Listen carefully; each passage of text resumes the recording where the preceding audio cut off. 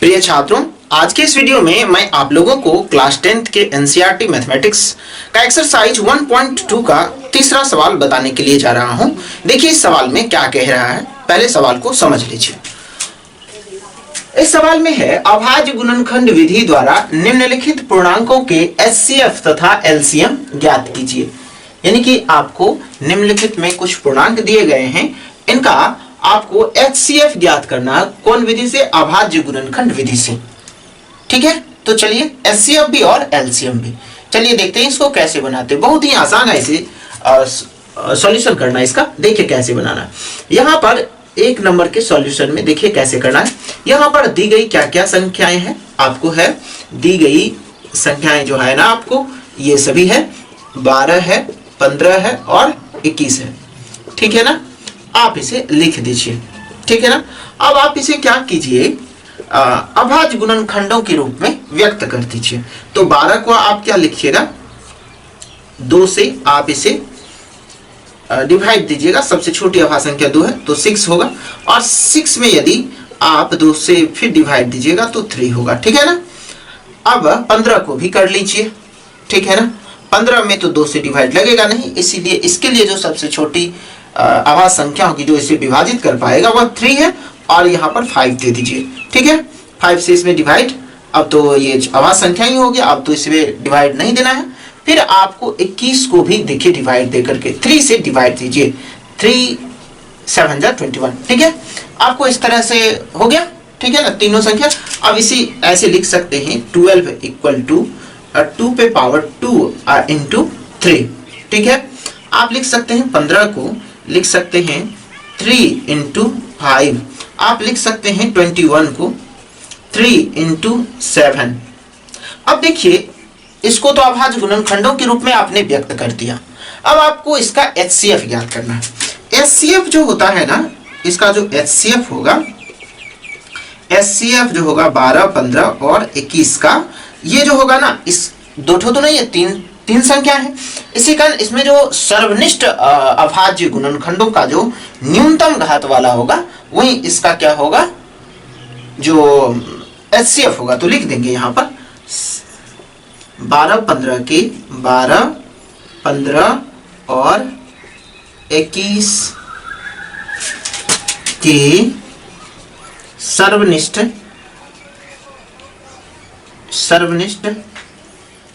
अभाज्य गुणनखंडों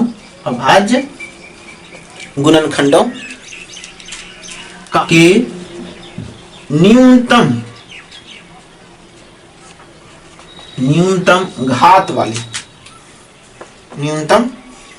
घात का गुणनफल।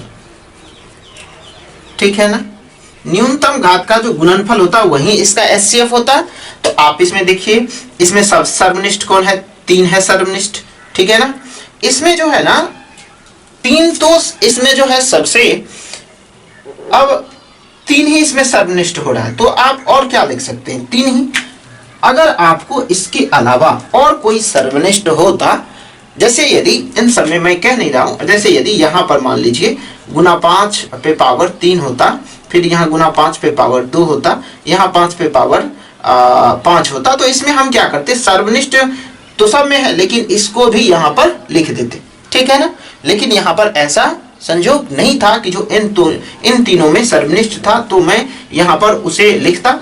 अब तो यहाँ पर है क्या कि जो आपको 3 ही सर्वनिष्ठ था, तो इसका एचसीएफ 3 रह गया।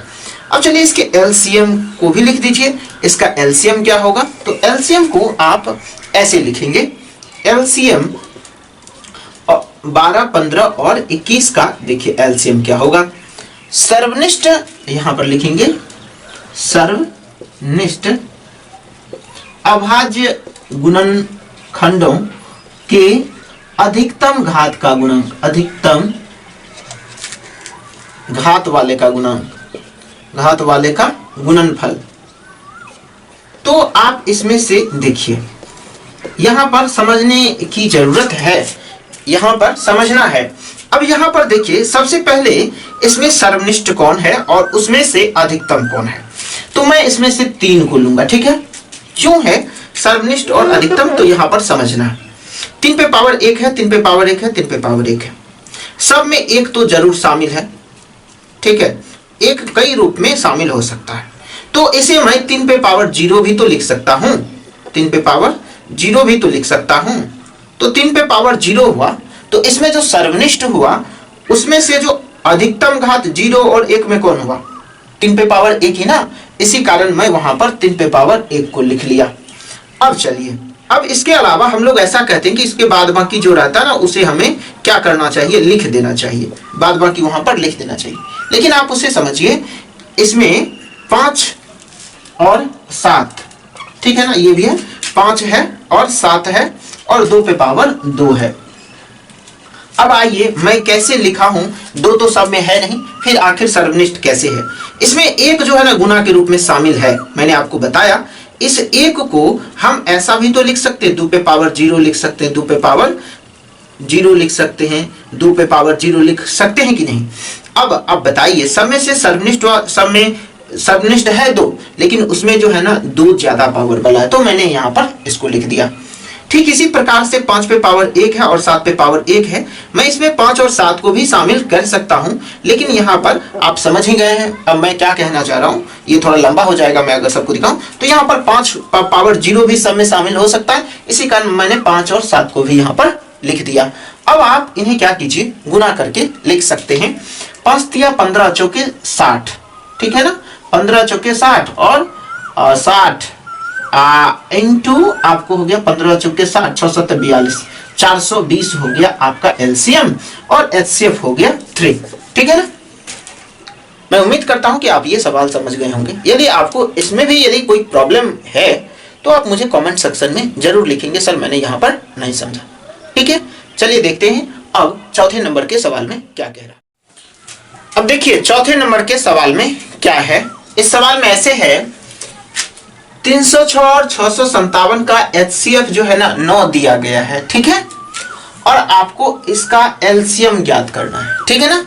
यहाँ ना ही अभाज्य गुणनखंड विधि का प्रयोग करना है, ना ही भाग विधि से इसका एचसीएफ और एलसीएम ज्ञात करना है।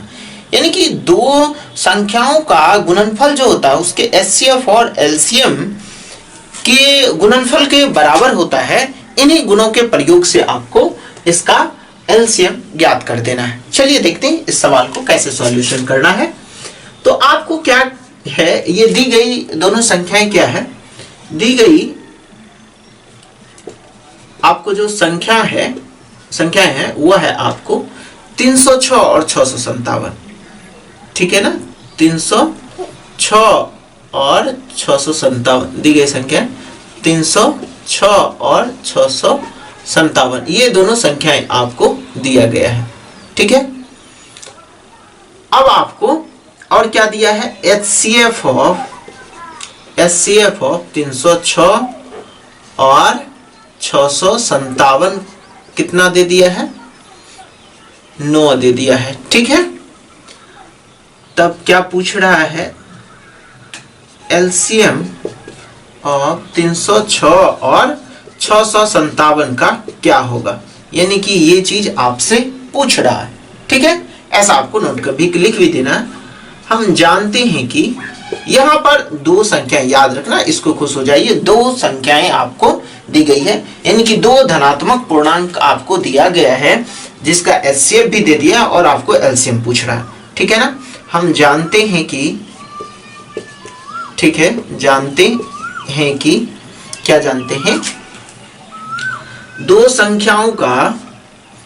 संख्याओं का गुणनफल जो होता है ना, संख्याओं का गुणनफल जो होता है ना, उसके एचसीएफ और एलसीएम के गुणनफल के बराबर होता है। तो यहाँ एचसीएफ इंटू एलसीएम, ये एचसीएफ और एलसीएम इन दोनों संख्याओं का ही है, ठीक है। इसीलिए आप ऐसा लिख सकते हैं, क्या लिख सकते हैं, दोनों संख्याओं का गुणनफल आप लिख सकते हैं 306 और आप क्या लिख सकते हैं 657, ठीक है ना, 657 लिख सकते हैं, इक्वल टू आप लेता हूं एलसीएम और 306 657 गुना एचसीएफ ऑफ 306 और 657, ठीक है।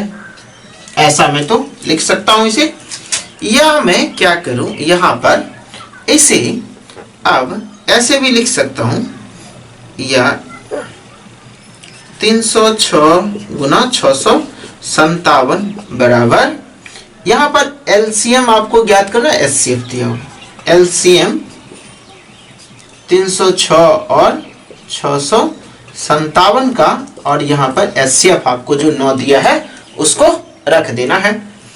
या आप लिखेंगे एलसीएम अब 306 और 657 का आप क्या करेंगे, इन दोनों संख्याओं के गुणनफल में आप 9 से डिवाइड दे देंगे, 657 बटे आप क्या करेंगे 9।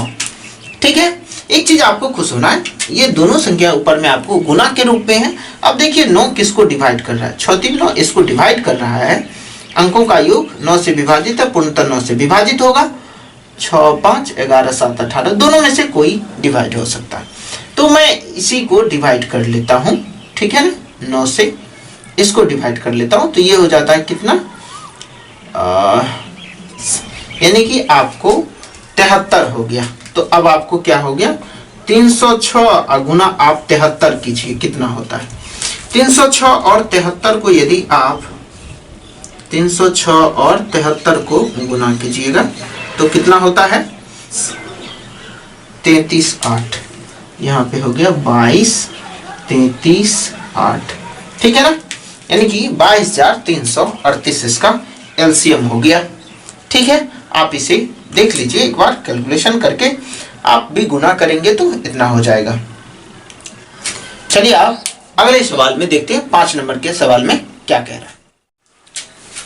अब आइए देखिए 5वें नंबर के सवाल में क्या कह रहा है, पहले इस सवाल को समझ लीजिए। इस सवाल में जो कहा है वह क्या है, जांच कीजिए कि क्या किसी प्राकृत संख्या n के लिए 6n का अंक 0 पर समाप्त हो सकती है। मैं आपको कह रहा हूं कोई भी संख्या का अंक यानी कि इकाई स्थान पर यदि 0 है तो उसके अभाज्य गुणनखंड में 2 और 5 धनात्मक घातांक के रूप में निश्चित रूप से शामिल होते हैं। जैसे आप देख लीजिए 50 को ही देख लीजिए, 50 को 2 गुना अब 5 पे पावर 2 लिखेंगे, यहाँ 2 पे पावर 1 और 2 है, ठीक है, ये ऐसा निश्चित रूप से होता है। यदि आप क्या कहेंगे कि जो 70 को लेते हैं तो आप इसमें भी देखिए आप क्या लिखेंगे 7 गुना 5 गुना 2, यानी कि 5 का भी पावर 1 है और 2 का पावर भी 1 है, और 2 और 5 दोनों ही शामिल होता है। ऐसी कोई भी संख्या आप अपने मन में भी लेकर के ट्राई कर लीजिए, उसके अभाज्य गुणनखंड में 2 और 5 तो निश्चित रूप से होगा। ठीक है, अब आइए चलते हैं, तो आप एक चीज समझ लीजिए कि जो कोई भी a पे पावर n के रूप का कोई भी संख्या 0 पर समाप्त तभी होगा जब उसके अभाज्य गुणनखंड में क्या होगा कि जो 2 और 5 दोनों धनात्मक घातांक के रूप में उपलब्ध होगा तब। ठीक है, तो यहाँ पर जो कह रहा है सवाल 6 पे पावर n, कहने का मतलब हुआ कि जी 6 पे पावर 1 दीजिए, 6 पे पावर 2 दीजिए, 6 पे पावर 3 दीजिए, यानी कि इस रूप में कोई भी संख्या क्या गुना करने पर इसका एक्सपेंडेड फॉर्म यदि लिखते हैं तो इसके इकाई स्थान पे 0 होगा क्या, यानी कि इसे 3 बार यदि गुना करते हैं तो इसके इकाई स्थान पे 0 आ सकता है या नहीं, ये चीज आपको तर्क देना है यहाँ पर। ठीक है, चलिए मैं आपको बता रहा हूं अब इसके सॉल्यूशन को। अब इसके सॉल्यूशन में देखिए ऐसे करना है, दी गई संख्या जो है, यहाँ पर दी गई संख्या जो है आपको क्या है 6 पे पावर n है, यहां पर लिख देंगे जहां, ठीक है ना, n प्राकृत संख्या है, n प्राकृत संख्या है, ठीक है ना। क्यों प्राकृत संख्या, क्योंकि यहां पर धनात्मक घातांक की बात हो रही है। चलिए अब ऐसे लिख सकते हैं 6 पे पावर n को 2 पे पावर 2 into 3 पर पावर n लिख सकते हैं, या इसे लिख सकते हैं 2 पे पावर n into 3 पे पावर n। ठीक है, आपने ऐसा घातांक के रूल में पढ़ा होगा। ठीक, जैसा कि हम जानते हैं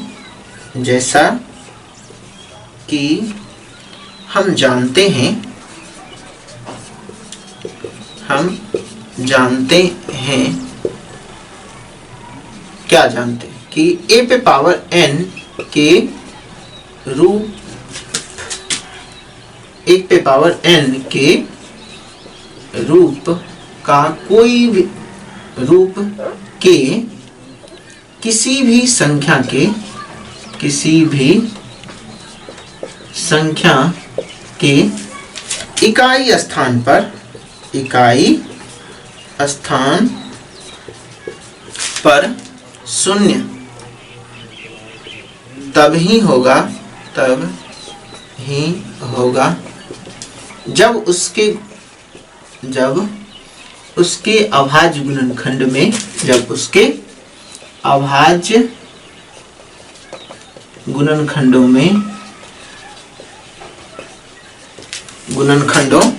में 2 और 5 धनात्मक घातांक के रूप में शामिल होंगे, धनात्मक घातांक के रूप में शामिल होंगे। ये बात आपको लिख देना है, क्योंकि यही इसके कंसेप्ट को क्लियर करता है। ऐसा आपने लिख दिया, इसीलिए लिख देंगे 2 पे, आप देखिए क्या है, 6 पे पावर n के अभाज्य गुणनखंडों में, अभाज्य गुणनखंडों में, ठीक है ना, क्या है, गुणनखंडों में सिर्फ 2 गुणनखंडों में सिर्फ 2 ही शामिल है, 2 ही धनात्मक घातांक के रूप में शामिल है, धनात्मक घातांक के रूप में शामिल है, रूप में शामिल है, ठीक है ना। होना तो दोनों चाहिए, 2 और 5 दोनों ही।